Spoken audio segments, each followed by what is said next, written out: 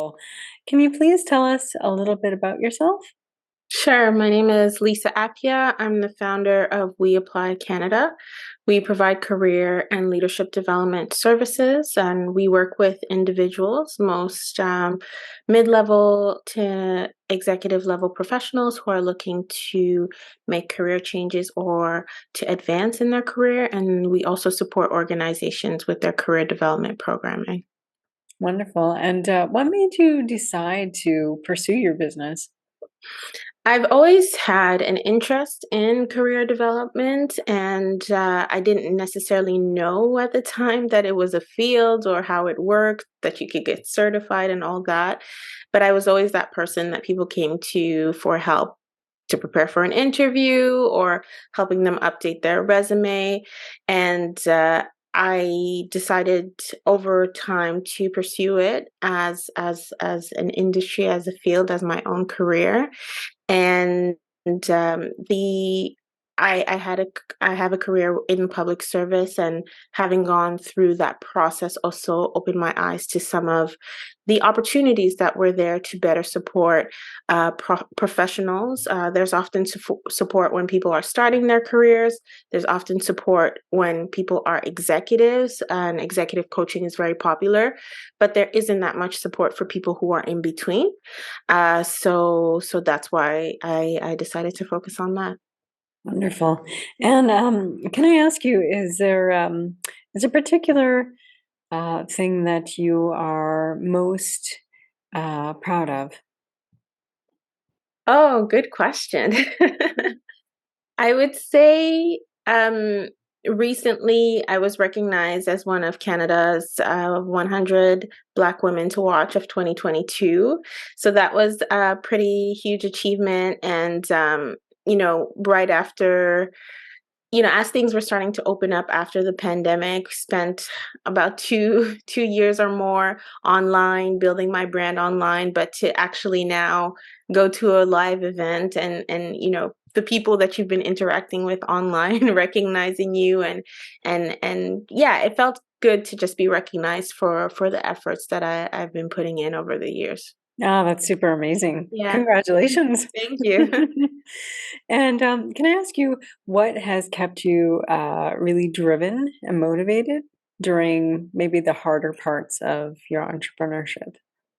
I would say what keeps me motivated is my son. I have a 4-year-old, and he's part of the reason why I started the business. So he definitely keeps me motivated, and encourages me in his own way without knowing it. But Mm. also being able to see the transformation in my clients. Sometimes entrepreneurship can be challenging, but when you're able to see the results in your clients and actually see them achieve their goals, it just makes everything really worth it. Mhm. And what actually you mentioned challenges. What are the challenges that you faced in terms of building your business? Yeah, one of the biggest challenges for me has just been where to find information and resources. I feel like there is a lot of stuff out there, but it's there isn't like a centralized repository where you can just find it organized in a in a good way. So I think that's one of the main challenges that I experienced, and also in terms of the information sometimes being available, it's different, product-based business versus a service-based business, and a lot, I would say, of the resources out there that I've been able to find is often towards product-based businesses. So, that's another challenge that I've seen along the way, and I think also just expectations, you know? I feel like there's a picture of entrepreneurship that's often sold to us that I really bought into, thinking that, oh, this is, it's just gonna all work out. But then realizing once I started that I'm I'm the person doing literally everything. So it's been awesome. It's been an awesome learning curve to learn so many things from, designing my website to email marketing. Like I can do it all now, although I have people who do support me at this point. But yeah, that first year setting the right expectations was really important. And that term entrepreneur, What does that term mean to you? I think being an entrepreneur is really someone who's made a decision that they are going to pursue a goal. So they have a passion, or they've identified a need, and they have a solution to be able to address that need. And I really think that's what entrepreneurship really is. It's just being able to look at our society, look at what is missing, and being willing to fill that gap or fill that void. Mhm. And, is there a message you would like to share with other women entrepreneurs? I would say keep going. I attended just earlier this week, an amazing event here in Ottawa with women entrepreneurs related to International Women's Month. And, it's March now, so I've attended quite a bit Yeah. of events this month. But just being able to come together with different women who are different stages of their business, it's extremely inspiring to be able to see the path that they've taken. And even though there are the challenges about funding and about biases, and all that is real, but being able to still take a stance and say, I'm going to move forward, not just for me, but for those who are coming after me. I've seen a lot of that, and I find that extremely inspiring. So I would just say keep going, because sometimes the work that you're putting in may not be just for you, but you're actually impacting other people while you're doing it. Mhm. And that, thought about funding, how did you fund your business? Self-funded. I did win 2 grants in the early days of my business. They were small grants, through, like Starter Company Plus. Different regions in Canada, I think, have that program where you can sign up when you're starting a business. So I did do that, and then, I also won through the government of Ontario, but other than that, it's been pretty much self-funded. Yeah. Yeah. Okay. And what made you sign up with the Canadian Women's Chamber of Commerce? Yeah, I'd heard about it, and seen some posts on social media. I Mhm. decided to sign up just to get more information. I think it's helpful, especially when it comes to funding and when it comes to events that are happening. It's really helpful to just have it straight in my inbox, and I can just go through it, every couple of days to see what's happening. Do I want to sign up for anything? So as I was talking about earlier, just being able to find those resources in one place, I think that's what the Chamber of Commerce has really helped me with, just really accessing the information all in one place. Okay, so if you had there were the top 3 benefits of joining the chamber? That would be number That would one, be and one? being able to access resources. I've attended a couple of the networking events. It's been Nice. nice meeting new people, connecting with them on LinkedIn. And I would say the third one is also the people that you meet are all across Canada. So it's also an opportunity for you to just widen your scope and meet new people. Excellent. And if you were to go back in time and, maybe 5 years ago, what advice would you give yourself?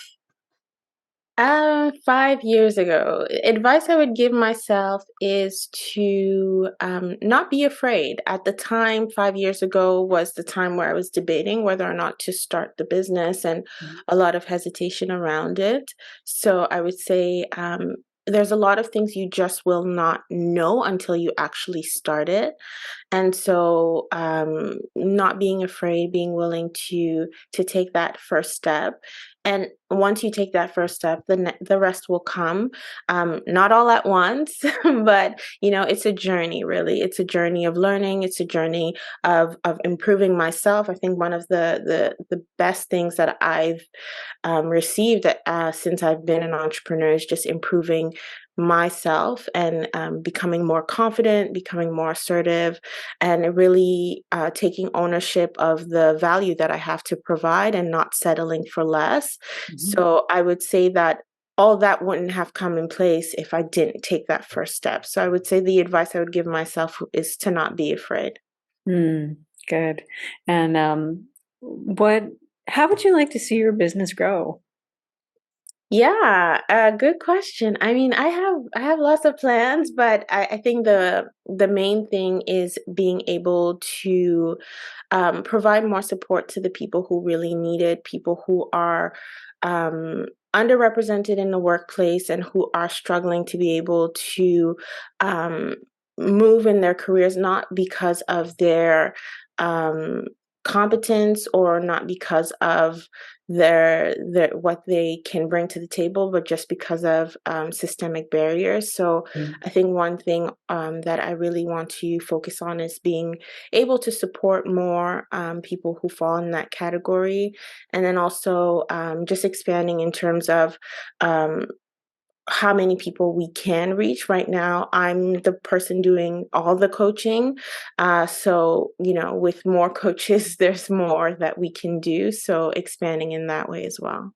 Wonderful. And what's one piece of advice you would give someone, or you could offer someone who would like to follow in your footsteps, follow in your path?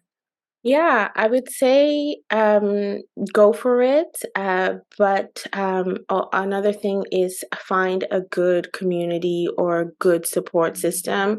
When I was starting my business, it's an American group, but there's a group that I was able to come in contact with that had people who were in the same field as me, but and the group was very diverse. Mhm. Career development and career practitioners traditionally has not been necessarily the most diverse field. And so being able to interact with people like that who had already achieved great success was really inspiring to me. And I was able to connect with amazing people. So just being able to find that community, people that can support you, especially in those early days, is really important. And then also just knowing that you can't do it alone. I have a support system at home as well that makes it possible for me to do what I do. So that's really important. Mhm. Can you tell us more about your expertise and how people can reach out to you? Yeah, so I'm a certified career and resume strategist with the Career Professionals of Canada. And in terms of expertise, what I really focus on is personal branding. So, helping people to be able to develop their brand as a professional so that they can be better advocates for themselves in the workplace. We also work on building people's confidence so that they can receive more. And so, with that, we also focus on resume writing. We also focus on interview preparation and salary negotiations, and then the leadership skills also, because when you're at that point, when you're kind of transitioning from being an individual contributor to a manager, which is where a lot of our clients are, it's really important also not only to have that expertise for the day-to-day work, but also those soft skills that are necessary to be able to lead a team. And so we focus on that as well. Mhm. How can people reach out to you, Lisa? I would say LinkedIn is the best place. I spend a Mhm. lot of time on LinkedIn. So Mhm. LinkedIn would be the best place to reach out to me. Lisa with two S's is my name. And I post content there very regularly or through our website, which is weapply.ca. Excellent. Any final words for our conversation? Any No, final it's thoughts? it's it's been great. Thanks for having me, and also thanks to you and your organization with the work that you're doing at the Chamber of Commerce. And you're making a difference in the path of many women and people who self-identify as women. So thanks for the work you do. Thank you so much for being on our spotlight today, Lisa. Of course.